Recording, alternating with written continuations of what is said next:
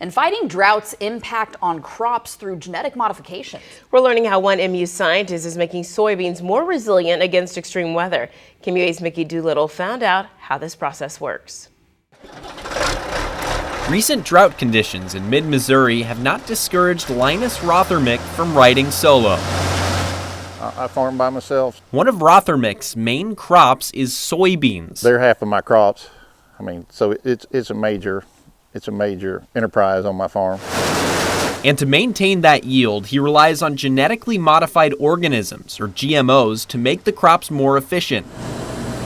GMOs, like the ones designed by Dr. Ron Mittler. We're going into a crisis situation. He's trying to protect soybeans against worsening droughts through genetic modifications. So we're trying to improve the process, the overall process of transpiration or the sweating process that allows them to cool.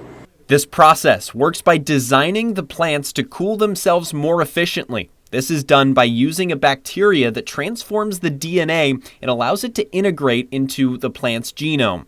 The desired gene then appears in the plant.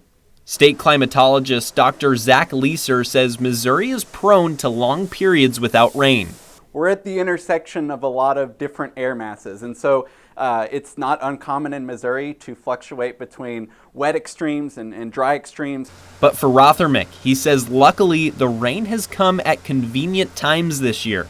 We've had enough rainfall at the right times, even though we are in a drought, that I'm getting above average yields. Despite this, Mittler is still raising an alarm about extreme weather.